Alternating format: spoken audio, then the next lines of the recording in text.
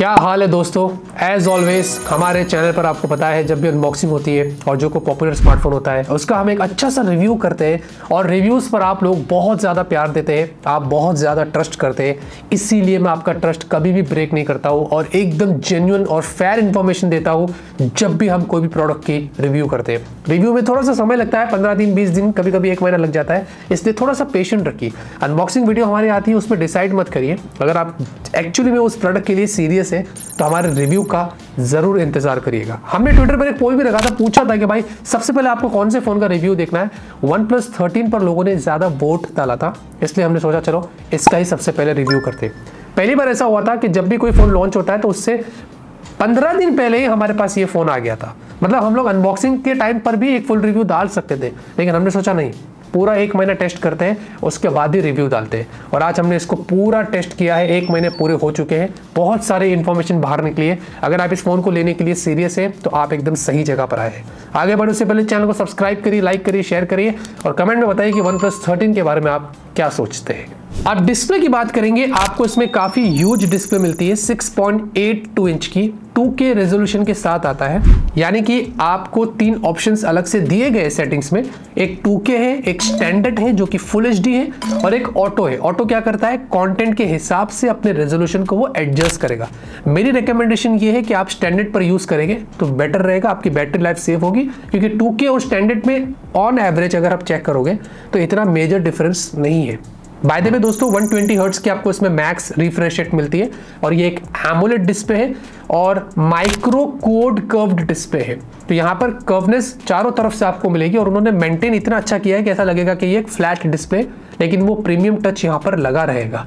और ये एक LTPO डिस्प्ले भी है।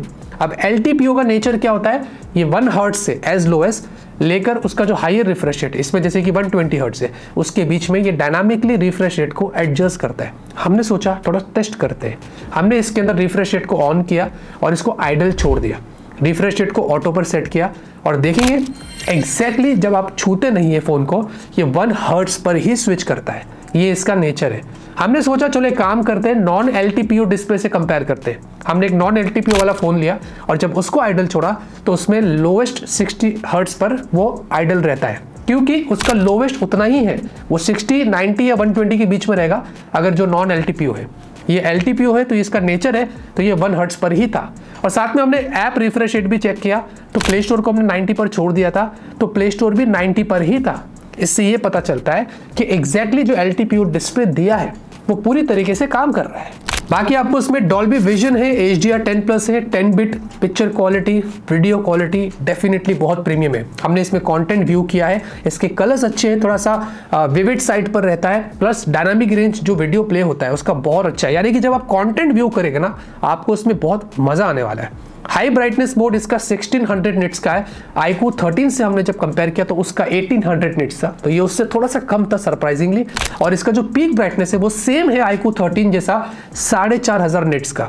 लेकिन हमने क्या किया, जब इसको iQOO 13 से कंपेयर किया इंडोर में, आउटडोर में, इसके और उसके बीच में ज्यादा कोई डिफरेंस नहीं था। हमने फिर S24+ को बीच में लाया, वाइल्ड कार्ड एंट्री और उसके साथ कंपेयर किया तो उनके भी बीच में हमने जब देखा तो इन तीनों की ब्राइटनेस एक्चुअली में एकदम सेम लग रहा था, कोई भी यहाँ पर मेजर डिफरेंस नहीं था। बाय द वे दोस्तों आपको सेरामिक गार्ड की डिस्प्ले के ऊपर प्रोटेक्शन मिलती है और इसमें लो मतलब DC डिमिंग है, तो आपको लो ब्राइटनेस पर फ्लिकरिंग का इशू देखने को नहीं मिलता है। हमने इसको अलग अलग तरीके से चेक किया तो वहां पर कोई भी प्रॉब्लम नहीं था। YouTube पर आप इसमें HDR पर वीडियो स्ट्रीम कर सकते हैं, प्राइम पर फुल HD और Netflix पर डॉल्बी विजन स्पेशल ऑडियो का आपको सपोर्ट दिया गया है। और साथ ही साथ बेजल्स भी बहुत कम है, पंच होल भी छोटा है और स्क्रीन गार्ड भी लगा करती है। ये भी काफी सारे लोगों को कंसर्न रहता है, सोचा आपको बता देते हैं। बट ऑनेस्टली एक चीज मैं कहता हूँ, जो काम यहाँ पर किया गया डिस्प्ले में, जो होना चाहिए एक फ्लैगशिप फोन में, वो सारा माल आपको इसके डिस्प्ले में मिलेगा। सॉफ्टवेयर के लिए इसमें है Android 15, OxygenOS 15। चलो ये तो चीज अच्छी है, हमें पता है। आप ColorOS हो, Realme UI, ये सब कुछ एक ही थाली के चट्टे बट्टे, बट स्टिल उनके मुकाबले OxygenOS थोड़ा सा रिफ्रेश्ड है। जैसे कि इसमें आपको हॉट एप्स, हॉट गेम्स, इधर उधर के फालतू के एप्स नहीं मिलने वाले, थोड़ा सा ये कंट्रोल्ड है। लेकिन स्टिल आपको ऐप पिक्स है, इंटरनेट ब्राउजर है, जो कि पहले OnePlus के नंबर सीरीज में नहीं होता था, वो यहाँ पर उन्होंने ऐड किया सरप्राइजिंगली। थोड़े बहुत प्री इंस्टॉल्ड ऐप्स भी हमने देखे जो पहले नहीं होते थे, जैसे कि नेटफ्लिक्स है, जीपे है, ये सब कुछ पहले नहीं होता था। तो धीरे धीरे उन्होंने ऐड करना शुरू किया, जो कि मुझे लग रहा है कि ये सही डायरेक्शन में नहीं जा रहे। ये अगर ऐसे ही चलता रहा तो आगे बहुत सारे ब्लोटवेयर्स, काफ़ी सारे सजेशंस, ऐप मार्केट्स ये भर भर के आपको मिल जाएंगे। अगर अभी से ही OnePlus इस पर कंट्रोल करता है तो ज़्यादा अच्छा है। वैसे आपको 4 साल के ईयरली OS अपडेट्स, 6 साल के सिक्योरिटी पैचेस, जो कि अच्छी बात है। OnePlus के फोन्स में अपडेट्स वैसे भी ज़्यादा रहते ही है। और उन्होंने एक अपडेट पुश किया, इसमें लगभग 1 GB के आसपास फाइल साइज थी, और दिसंबर सिक्योरिटी पैच भी अपडेट हुआ था। तो हमने ये वीडियो ये सारा अपडेट करके ही बनाया है, ताकि आपको लेटेस्ट चीज़ें हम उसके साथ बताएं। और अपडेट में काफ़ी सारी चीज़ें ऐड हुई, जैसे कि उन्होंने इस बार टच टू शेयर वाला फीचर ऐड कर दिया है, जो हमने ओप्पो के फोन्स में सबसे पहले देखा था, वो यहाँ पर भी आ गया है। आपको सिंपली आईफोन्स में O+ ऐप इंस्टॉल करके आपने OnePlus को टच करना है और वो इंस्टेंटली फाइल को ट्रांसफर करता है। साथ में कैमरे के अंदर न्यू वाटरमार्क स्टाइल आ गई है, और पिक्चर क्वालिटी को इंप्रूव किया है, 4K वीडियोस इंप्रूव किया है, काफ़ी सारे और भी फीचर्स इंप्रूव किया है। और हम जो भी कैमरा सैंपल्स आज आपको दिखाएंगे वो सब कुछ अपडेट के बाद ही है।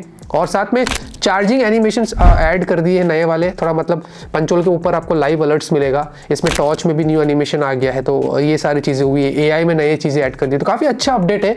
काफ़ी सारी चीज़ें उन्होंने इसमें रेक्टिफाई किया है। एनीवेज, बाकी आपको इसके अंदर गूगल डायलर दिया गया है, तो अगर आपको कॉल रिकॉर्डिंग करना है तो गूगल का इस्तेमाल करना पड़ेगा। और सर्कल टू सर्च है, जो बहुत ही यूजफुल फीचर है, जो मैं भी बहुत ज़्यादा प्रेफर करता हूँ। बाकी AI से रिलेटेड आपको इसके अंदर काफ़ी सारे फीचर्स है। AI इरेजर है, AI रिफ्लेक्शन है, और फिर रिकॉर्डिंग है, और ये बहुत सारे जो मल्टीपल AI फीचर्स, अगर आपको लगता है कि आपके केपेबल है, आपको यूज़ करना है, तो वो सारी चीज़ें आपको यहाँ पर मिलेगी। वैसे जनरली दोस्तों UI के अंदर कोई जटर नहीं है, कोई ऐसा लैग नहीं है। हमने स्मूथनेस वगैरह सब कुछ चेक किया है। और ऑक्सीजन 15 अगर एनिमेशंस या अगर थीम्स, लॉक स्क्रीन, ये सब कुछ आपको चाहिए तो आपको पूरा मज़ा मिलेगा। और हाँ, लॉक स्क्रीन की बात कर ही लिया तो आपको बता दूं, आपको लॉक स्क्रीन के ऊपर भी कोई पोस्टर या ग्लांस नहीं मिलता है। तो ये सारी चीज़ें यहाँ पर आपका एक्सपीरियंस अच्छा रहने वाला है। बैटरी के लिए दोस्तों आपको 6000 mAh की इसमें बैटरी मिलती है, और ये सिलिकॉन कार्बन बैटरी है। याद रहे दोस्तों, सिलिकॉन कार्बन टेक आजकल बहुत कम फोन्स में आ रहा है। ये एक्सपेंसिव होता है कंपेयर टू लिथियम आयन के। ये ज़्यादा बैटरी बैकअप देता है, स्पेस भी कम यूज़ करता है, इसकी एनर्जी डेंसिटी बहुत अच्छी है। तो ये सारे फीचर्स होते हैं उसके। इसमें आपको 100 वाट का अडेप्टर बॉक्स में मिलेगा, और 50 वाट का इसमें वायरलेस चार्जिंग का भी आपको सपोर्ट मिलता है। पहले चार्जिंग की बात करें तो हमने इसको 0 to 100% चार्ज किया। एग्जैक्टली हमने डिस्प्ले को ऑन रखा था, हमने नॉर्मल जैसे हम चार्ज करते वैसे नहीं किया था, थोड़ा स्ट्रेस डाला था। मैं आपको फास्ट फॉरवर्ड करके दिखा रहा हूँ। 0 to 100% अगर आप गौर से देखेंगे तो ये अराउंड 51 मिनट्स में फुल चार्ज हुआ था। हमने इसके ओरिजिनल चार्जर को ही इस्तेमाल किया था। तो अगर आप यूज करेंगे नॉर्मली चार्ज करते फोन को स्लीप में डाल के, तो इससे बेटर रिजल्ट्स आपको मिल सकते हैं। हमने for the sake of the video इस तरीके से चार्ज किया, और 50 मिनट के आसपास ये फुल चार्ज हुआ था। बाकी अगर ड्रेन टेस्ट की बात करें तो यहाँ पर काफी सरप्राइजिंग रिजल्ट्स है। Being a silicon carbon battery, मुझे ऐसा लगता है कि इतना अच्छा बैकअप नहीं था हमारी टेस्टिंग में। हमने पहले एक नॉर्मल मिक्स्ड यूज किया, फिर थोड़ा सा हैवी यूज किया। ये पूरा हमने दोपहर के लगभग 1:30 बजे के आसपास इसको 100% चार्ज करके रात के 10 बजे तक कंटिन्यूसली इस पर काम किया, और बैटरी जो थी वो last end of the time वो 9% पर थी। सारा बैटरी यूसेज आप देख सकते हैं। हमने इसमें गेम्स भी बहुत ज़्यादा खेला, मतलब आप समझ लो ऑलमोस्ट हैवी यूज़ किया था, उसके बाद जाके ये ऐसा हुआ था। मैं थोड़ा एक्सपेक्ट कर रहा था कि और ज़्यादा बेटर हो सकता है, लेकिन स्टिल ये कंटिन्यूस यूसेज था। तो अगर आप नॉर्मल यूज़ करते हैं या मिक्स्ड यूज़ करते हैं तो आपको शायद 25 से 30% battery end of the day meal सकती है। यानी कि दिन में एक बार तो पूरा ये चलेगा, एंड ऑफ द डे ही आपको चार्ज करना पड़ेगा। ये मत सोचना कि आप इसमें 1.5 से 2 दिन का बैकअप निकाल सकेंगे। फिर हमने एक स्ट्रेस डाला, इसमें 4K वीडियो प्ले करके फुल ब्राइटनेस पर यूट्यूब पर छोड़ दिया। यहाँ पर हमने रात के 12 बजे लगाया था, और दोपहर के मतलब सुबह के 10 बजे तक हमने इसमें चेक किया तो अराउंड 48% ड्रॉप हुआ, और 52% बैटरी रिमेनिंग थी। तो उससे ये पता चलता है कि ऐसे कंटिन्यूस वीडियो प्लेबैक में भी ये बैटरी बैकअप अच्छी चल रही है। तो ओवरऑल अगर आप मुझसे पूछते हैं तो बैटरी बैकअप थोड़ी सी बेटर हो सकती है, लेकिन हाँ, एक दिन का पूरा बैकअप आपको इसमें आराम से मिलेगा। परफॉर्मेंस के लिए इसमें है स्नैपड्रैगन 8 एलीट। आपको काफी सारी चीजें यहाँ पर क्लियर करना है मुझे, जहां पर ये 3nm पर है। हमें पता है ये अभी नई चिपसेट आई है, बहुत ज्यादा पावरफुल है। इसके अंदर आपको LPDDR5X UFS 4 मिलता है, और उसके भी जो स्कोर्स है UFS के वो बहुत अच्छे, 2 लाख से ज्यादा है। रैंडम रीड राइट की स्पीड भी आपको काफी अच्छी मिलती है। ये फोन जो है दोस्तों बहुत फास्ट चलता है। इसमें हमने बहुत सारे ऐप्स ओपन किए, कोई लैग शटर नहीं होता है, और फिर हमने उन सारे ऐप्स को छोड़कर आइडल 10 मिनट के बाद चेक किया तो सारे ऐप्स मेमोरी में भी रहते थे, यानी कि जो रैम मैनेजमेंट है वो बहुत अच्छा है। और साथ ही साथ इसके बाद हमने एंटूटू किया, इसमें 2.3 मिलियन के आसपास एंटूटू स्कोर्स है। मैंने इससे बेटर स्कोर्स देखा है स्नैपड्रैगन 8 एलीट के, जो 2.6 या 2.7 मिलियन तक भी जाता है। उसमें अगर आप देखोगे तो लगभग 46 से लेकर 49 डिग्री सेल्सियस ये हीट हुआ था। अभी भी यहाँ पर ब्रांड कंट्रोल नहीं कर पा रही है स्नैपड्रैगन 8 एलीट को, थर्मल्स बहुत ज्यादा है अगर आप इस पर स्ट्रेस डालते हैं। हमने सीपीयू थ्रॉटल किया, इससे वर्स्ट स्कोर मैंने अपनी लाइफ में आज तक नहीं देखा, 41%। क्या वजह थी मुझे नहीं पता। हमारे टेस्टिंग बहुत बढ़िया एनवायरनमेंट में होती है, हम लोग एकदम ध्यान से करते हैं, हमने अलग अलग तरीके से टेस्ट किया, लेकिन उसके बाद भी सारे ऐप्स को मेमोरी से निकाल देते हैं। और जब सीपीयू थ्रॉटल होता है तो उसके बाद आपको मल्टीटास्किंग भी नहीं करना चाहिए, वरना वो पूरा स्कोर 0 कर देगा। हमने वो सारी चीज़ों का ख्याल करा, नॉर्मल जैसे करते सारे फोन्स में, इसमें भी किया, बिल्कुल भी अच्छा स्कोर नहीं था। ये बहुत सरप्राइजिंग था। और इसका जो मैक्स हीट हुआ था वो 39 था, मतलब थ्रॉटलिंग के वक्त ज़्यादा हीट नहीं हुआ था। हमने गीक बेंच किया, उसके भी स्कोर्स आप यहाँ पर देख सकते हैं, उसमें भी अराउंड 40 डिग्री सेल्सियस हीट हुआ था। और फिर हमने एकदम स्ट्रेस डाला, 3D मार्क का वाइल्ड लाइफ एक्सट्रीम स्ट्रेस डाला। स्टेबिलिटी स्कोर अच्छा था, मैं इतना ही एक्सपेक्ट कर रहा था 67, क्योंकि मैंने स्नैपड्रैगन 8 एलीट के स्कोर्स इससे भी कम देखा है। लेकिन यहाँ पर जो मैक्स हीट हुआ था, फ्रंट 49 और बैक 52, इससे ये पता चलता है कि भाई ये कुछ ज़्यादा ही हीट हो गया, और इतना ज़्यादा हीट नहीं होना चाहिए। ज़्यादा स्ट्रेस डालने पर ये बहुत ज़्यादा हीट करता है। फ्रेम रेट्स भी अगर आप देखोगे तो 18 से लेके 47 FPS तक ही ऑन एवरेज था। मैं एक्सपेक्ट कर रहा था कि ये 50 के ऊपर अगर FPS जाता तो ज़्यादा बेटर रहता था। वैसे उसके साथ साथ हमने गेम्स इसमें खेला है, BGMI हमने ट्राई किया, तो आपको इसमें 120 FPS का सपोर्ट मिलता है, तो आप BGMI बहुत अच्छे से यहाँ पर इसका मजा ले सकते हैं। और अगर आपको HDR अल्ट्रा पर खेलना है, अच्छी हाई ग्राफिक्स पर, ज़्यादा आपको लगता है कि फ्रेम रेट्स आप निकाल सकते हैं, तो अनफॉर्चुनेटली वो सिर्फ 40 FPS पे ही आपको सपोर्ट देगा। जेंशिन इम्पैक्ट यहाँ पर मैक्स 60 FPS रहता है, वो कॉन्स्टेंट रहता है। इसमें भी हमने जब हीट किया आधा घंटा खेलने के बाद, तो ये 41 डिग्री सेल्सियस पर था। कॉल ऑफ ड्यूटी भी मीडियम से अल्ट्रा पर आप यहाँ पर पूरा मजा ले सकते हैं। और साथ ही साथ हमने ग्रिड लेजेंड्स, ये एक नई गेम आई है हाल ही में, ये कंसोल और पीसी वाली गेम, जो पहली बार मतलब एक AAA गेम है जो हमने एंड्रॉइड में अभी देखा है। इसको हमने परचेज किया था, ये पेड गेम है, और इसमें हमने हाई ग्राफिक्स पर सेट करके छोड़ा। क्या गेम प्ले था इसका, इसके बारे में मैंने ट्वीट भी किया था। एक्चुअली में दोस्तों क्या ज़बरदस्त एक्सपीरियंस मिला, और इसमें जो हैप्टिक्स मिल रहा था वो इतना ज़बरदस्त था, एक्जैक्टली ऐसे फील हो रहा था कि मैं कंसोल गेम खेल रहा हूँ, और वो कहीं पर भी मुझे महसूस नहीं होने दे रहा था कि ये एक स्मार्टफोन है। ऐसा लग रहा था मैं भाई पीसी में ही खेल रहा हूँ। और वो मज़ा जो यहाँ पर आया, उसके बाद भी 41 डिग्री सेल्सियस ही हीट हुआ था। तो इससे खाली ये पता चलता है कि अगर बहुत ज़्यादा स्ट्रेस डालेंगे हमारी तरह, हम तो सिर्फ टेस्ट करते हैं तो ये हीट होगा, लेकिन नॉर्मल अगर आप गेम्स खेलते हैं, दूसरे टास्क करते हैं, सब कुछ करते हैं, तो ये फ़ोन उस मामले में ओवर हीट यहाँ पर नहीं होने वाला है। कैमरे की बात करेंगे, आपको 50-50-50 ट्रिपल कैमरा सेटअप दिया गया है। जो प्राइमरी है वो LYT-808, और यहाँ पर आपको मैक्स 8 के वीडियो शूट करने मिलता है, और साथ में 30 FPS है, और 4K 60 FPS। मैं 4K पे ज़्यादा फोकस करता हूँ। अच्छी बात यह कि जितने भी जो सेंसर्स हैं इन सबसे आप 4K वीडियो शूट कर सकते हैं, और 4K में भी आपको स्टेबलाइजेशन का ऑप्शन मिलता है। ये बहुत गौर करने वाली बात है जो आपको यहाँ पर दिया गया है। और हैसेलब्लेड पावर्ड है इस बार भी, ये 5th जनरेशन है, तो ये तो आपको बताएगी कि कैसे काम कर रहा है। वैसे आपको 50 मेगापिक्सल का एक अल्ट्रावाइड सेंसर है, और 50 का आपको एक पेरिस्कोप सेंसर है। ये बेसिकली 3 टाइम्स आपको, या 3.2 टाइम्स आपको टेलीफोटो जूम देगा ऑप्टिकल, और साथ में आपको 120 टाइम्स इसमें डिजिटल जूम आपको मिलता है। वैसे आपको उसी के साथ कैमरे में अगर फोटो की बात करें तो आपको 1x 2x 3x 6x तक मैक्स जूम मिलता है, और वीडियो में भी आपको 6x तक जूम दिया गया है। यानी कि वीडियो को अगर जनरली देखें तो 18 टाइम्स आप डिजिटल जूम यहाँ पर कर सकते हैं। और पोर्ट्रेट की बात करें तो पोर्ट्रेट में सिर्फ 1x 2x और 3x ही आपको जूम मिलता है। बाद में सेल्फी की बात करेंगे तो 32 मेगापिक्सल की सेल्फी, और अच्छी बात यह है कि सेल्फी में भी आपको 4K 60 FPS का सपोर्ट दिया गया है। और हाँ, हमने एक और फीचर देखा है, HDR वीडियो नाइट। बेसिकली ये क्या करता है कि नाइट के अंदर वीडियो क्वालिटी को थोड़ा और ब्राइट कर देता है। मैं आपको नॉर्मल दिखा रहा हूँ और HDR वाला दिखा रहा हूँ। HDR थोड़ा ब्राइट हो जाता है, वो डिस्प्ले को भी लिट कर देता है, मतलब पूरा पीक ब्राइटनेस पे चला जाता है, और पीक ब्राइटनेस एक्जैक्टली यहाँ पर आता है, इन बोलते हैं ना काम में आता है, और इससे ऐसा लगता है कि आपको काफ़ी ब्राइट वीडियो, लेकिन उसमें थोड़ा नॉइस रहता है, तो वो थोड़ा सा ठीक है, गिमिक लगता है मुझे, लेकिन काम कर लेता है। बाकी पिक्चर क्वालिटी देखेंगे तो दोस्तों बहुत अच्छी है OnePlus की। हमने सोचा iQOO 13 और Samsung S24 Plus से थोड़ा सा कंपेयर करते हैं। तो यहाँ पर अगर डे के पिक्चर देखेंगे, नॉर्मल मैं आपको दिखा रहा हूँ, तो iQOO थोड़ा सा नेचुरल लगता है, Samsung थोड़ा विविड है, OnePlus भी थोड़ा सा नेचुरल है, तो ये डिफरेंस हमने नोटिस किया था। और हमने 3 टाइम्स जब जूम किया नॉर्मल ही, तो इन तीनों में ही पिक्चर क्वालिटी बहुत ही अच्छी थी। हमने पोर्ट्रेट जूम किया तो सैमसंग जो है वो थोड़ा सा ब्लूइश हो जाता है, सैमसंग कभी कभी ज़्यादा विविड हो जाता है, और ये सैमसंग के फोन्स में फोटोज़ का नेचर ऐसे ही है। iQOO जो है वो थोड़ा वॉश्ड आउट लग रहा है, वन प्लस थोड़ा ज़्यादा क्लियर है लेकिन थोड़ा वार्म साइड पर है। अगर आप डे वीडियो जूम देखते हैं तीनों के तो काफ़ी अच्छे हैं, इसमें कोई कंप्लेंट्स नहीं था। और अगर 100 टाइम्स जूम की बात करते हैं तो यहाँ पर सैमसंग जो है वो काफ़ी बेटर जूम फोटोज रहता है। अगर मैक्स जूम की बात करें, iQOO और वन प्लस मुझे यहाँ पर ठीक लगे थे। अल्ट्रा वाइड फोटोज देखेंगे तो यहाँ पर सैमसंग जो है वो थोड़ा सा विविड हो जाता है, और iQOO और वन प्लस अपने कभी कभी नेचुरल फॉर्म को बनाए रखते हैं।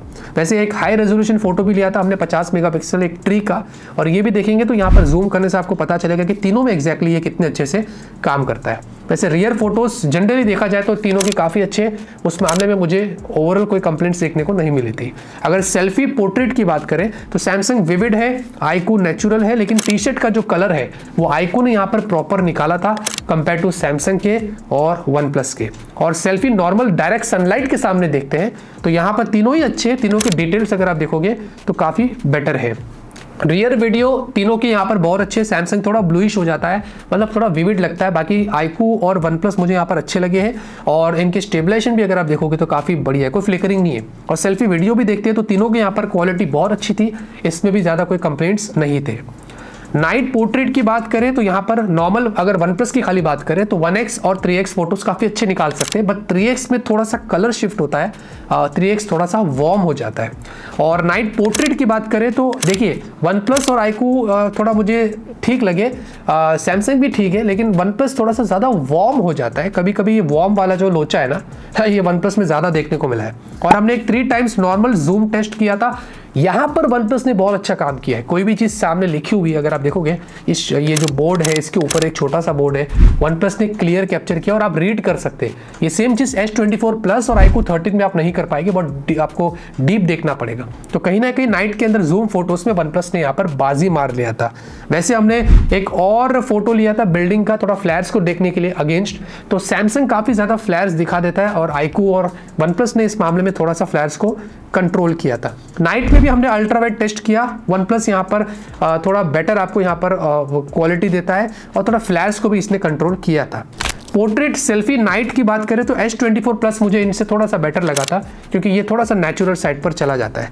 और साथ में नाइट रियर वीडियो देखते हैं तो तीनों ही अच्छे हैं, तीनों की स्टेबलाइजेशन अच्छी है, कोई ज़्यादा फ्लिकरिंग इशू नहीं है। और नाइट सेल्फी वीडियो देखते हैं तो इसमें iQOO और सैमसंग अच्छे थे, बट वन प्लस को मुझे लगता है कि थोड़ा काम करना चाहिए, क्योंकि ऐसे क्वालिटी मैंने 30,000 के फ़ोन में भी देखा है।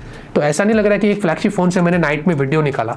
तो वन प्लस को कहीं ना कहीं इस मामले में काम करना पड़ेगा। बाकी overall picture quality one plus की काफ़ी अच्छी है, डे और नाइट में काफ़ी अच्छे से काम कर रहा है, और फीचर्स भी आपको यहाँ पर काफ़ी अच्छे से मिल जाते हैं। फिर भी मैंने गूगल ड्राइव पर सारे फोटोज़ और वीडियोज़ के लिंक्स छोड़ दिया है। नेटवर्क कनेक्टिविटी की अगर बात करें तो इसमें आपको 14 5G बैंड्स मिलते हैं, 4x4 मीमो यहाँ पर दिया गया, मतलब नेटवर्क आपको काफ़ी स्ट्रॉन्ग मिलेगा, विच इज़ नो डाउट। हमने यहाँ पर आउटडोर्स में भी चेक किया था, इंडोर्स में भी 1-2 रूम के अंदर जाके भी चेक किया था। हालांकि थोड़ा बहुत 4G से 5G में बीच में वो स्विच करता है automatically, depending on the area जहाँ पर आपके वहाँ पर 5G नेट टावर्स कितने स्ट्रॉन्ग है वो देखना पड़ता है। लेकिन हमारे वहाँ पर भी काफ़ी अच्छे से यहाँ पर नेटवर्क स्ट्रॉन्ग था, इसके जो पूरा जो नेटवर्क होता है वो फुल रहता है हमेशा, कभी भी ये चीज़ हमने नोटिस किया। और यहाँ पर वन प्लस ने ऐसे बताया कि वन प्लस 13 सीरीज उनकी पहले स्मार्टफोन से इंडिया के अंदर जिनमें आपको 5.5G नेटवर्क मिलता है। ये हाल ही में जियो ने अनाउंस किया है। बेसिकली जो 5G होता है वो 1 Gbps स्पीड देता है, 5.5G 10 Gbps स्पीड देता है। हमने सोचा हमारे वन प्लस 13 में जियो सिम कार्ड लगाकर चेक करते हैं क्या मामला है, तो वैसा 5.5G करके कुछ शो नहीं हुआ। हमने रिसर्च किया तो पता चला कि भाई 5.5G शो नहीं होता है, 5GA करके शो होगा आपके फ़ोन में, ये भी शो नहीं हो रहा था। थोड़ा सा डाउट हुआ, हमने सोचा एयरटेल से कंपेयर करते हैं, जितना भी स्पीड टेस्ट किया ये उससे डबल था स्पीड के मामले में। तो ये डिपेंड भी करता है area to area wise, somewhat कुछ इलाके में ऐसा होता है कि कभी एयरटेल ज़्यादा होता है, कभी जियो ज़्यादा होता है, तो हो सकता है हमारे यहाँ जियो के टावर स्ट्रॉन्ग हो गए इसलिए ऐसा हुआ होगा। लेकिन एनीवेज 5GA करके ऐसा हमारे फ़ोन में कुछ शो नहीं कर रहा था, क्या पता फ्यूचर में शायद ये आ जाए। वाईफाई 7 दिया गया है, ब्लूटूथ 5.4, हमने इसको TWS से कनेक्ट करके चेक किया, ऑडियो एक्सपीरियंस बहुत अच्छा था। इनफैक्ट हमने लेटेंसी भी चेक किया थोड़ा दूर जाकर भी कि भाई कितना अच्छा लिपसिंग होता है, वो भी बहुत बढ़िया है। NFC आपको दिया गया है, सारे सेंसर्स जितने भी हैं उन सबका सपोर्ट मिलता है। और कॉल क्वालिटी भी यहाँ पर अच्छी है, हमने कॉलिंग भी टेस्ट किया है, थोड़ा सा 5-10 सेकंड का आपको कॉल क्वालिटी भी सुना देते हैं। Hello hello. हाँ भाई, किधर हो आजकल? अरे बस काम ऑफिस में हूँ, बोलो। और क्या चल रहा है ऑफिस? बस चल रहा है, काम चल रहा है। अभी OnePlus 13 पे रिव्यू पे काम कर रहे हैं। डिजाइन और बिल्ड की भी बात कर ले तो आपको माइक्रो फाइबर वीगन लेदर यहाँ पर बैक मिलता है। ये बहुत कूल है, इसका इन हैंड फील बहुत अच्छा है और काफ़ी प्रीमियम मटेरियल इस्तेमाल किया गया है। और साथ में फ्रेम्स जो है ना वो शाइनी है, मेटल फ्रेम है, लेकिन उंगलियों के निशान फ्रेम्स पर काफ़ी पड़ जाते हैं। और कैमरे का जो बम्प है वो बहुत अच्छा है, ज़्यादा नहीं है, इतने अच्छा सेंसर यूज़ किया है, बड़े बड़े 50-50-50, उसके बाद भी इतना मोटा नहीं है क्योंकि टेबल पर रखने के बाद ये वॉबल नहीं होता है ज़्यादा, ये मुझे अच्छा लगा। और साथ में आपको इसमें 8.5 mm की थिकनेस 210 ग्राम्स का है। वेट थोड़ा सा ज़्यादा है क्योंकि बैटरी ज़्यादा, लेकिन थिकनेस बैटरी के हिसाब से अच्छे से मेंटेन किया है। और हाँ, अगर आपको लेदर बैक वाला नहीं चाहिए तो इसमें आई थिंक ब्लैक और वाइट आपको अलग कलर्स मिलेंगे जिनमें आपको ग्लास बैक मिलेगा। और साथ में USB जो पोर्ट है वो 3.2 Gen 1 वाला है, विच इज़ वेरी इंप्रेसिव। और अलर्ट स्लाइडर है, IR ब्लास्टर है, आपको 4 माइक्स दिए गए। ये बेसिकली वीडियो के टाइम पे और कॉलिंग के वक्त तो ज़्यादा अच्छे से काम करेगा, लेकिन वीडियो भी जब आप निकालते हैं इसके कैमरे से, मैं आपको थोड़ा एग्जांपल देता हूँ, आपको देख लीजिए। सो आज हम टेस्ट कर रहे हैं OnePlus 13 का ऑडियो। यहाँ पर आप आवाज़ सुन सकते हैं कि बैकग्राउंड नॉइज़ आपको कुछ इस तरीके से देखने को मिलेगी। मेरी वॉइस आपको किस तरीके से सुनाई दे रही है आप इस वीडियो में सुन सकते हैं। कुछ इस तरीके से आपको ऑडियो क्वालिटी सुनने को मिलेगी OnePlus 13 में। बाकी अल्ट्रासोनिक फिंगरप्रिंट स्कैनर है। फिंगरप्रिंट स्कैनर बहुत ज़बरदस्त है, हमने गीला करके भी फिंगर को थोड़ा सा टेस्ट किया और वो अच्छे से अनलॉक कर लेता है। और आपको डुअल सिम है, डुअल स्टेरियो स्पीकर है। और एक्चुअली में स्पीकर जो है ना एकदम ज़्यादा लाउड नहीं और वैसा होना भी नहीं चाहिए, इसको बहुत अच्छे से मेंटेन किया। बेस और स्टेरियो इफेक्ट्स इसका बहुत अच्छा है। IP68 IP69 ये भी यहाँ पर लगा हुआ है। हैप्टिक्स मोटर यहाँ पर बहुत अच्छे है, मुझे लगता है मतलब हमने इसको जितना भी टेस्ट किया है वॉल्यूम बटन से लेकर इनफैक्ट गेम के दौरान भी जो हैप्टिक्स आ रहा है, ये एक्सपीरियंस आपको बहुत अच्छा होने वाला है जब आप इस फोन में गेम खेलेंगे। और बाकी मल्टीटास्किंग से लेकर हर जगह पर जो हैप्टिक्स है इसमें वो बहुत अच्छा है। और लुक एंड फील वगैरह सब कुछ मुझे लगता है कि हाँ डेफिनेटली ये फ़ोन का इन हैंड फील मेरे हिसाब से मुझे जो है वो बहुत अच्छा लग रहा है। अब जाते रहते बात करते हैं प्राइस की और मेरे ओपिनियन की, जो इंपॉर्टेंट पार्ट है। अगर आपने पूरा वीडियो देखा रहेगा फिर आपको ये पार्ट सही लगेगा, अगर डायरेक्ट स्किप किया रहेगा तो कुछ मतलब नहीं है। वैसे ये 12GB रैम 256GB स्टोरेज से स्टार्ट होता है, पिछले बार भी वैसे ही था 70,000, फिर 16/5 77,000 और फिर एक नया इस बार वेरिएंट आया है 24GB और 1TB 90,000। मुझे लगता है कि अगर आपकी बहुत ज़्यादा रिक्वायरमेंट है तो ही आप ये 90,000 वाला कंसिडर करिएगा।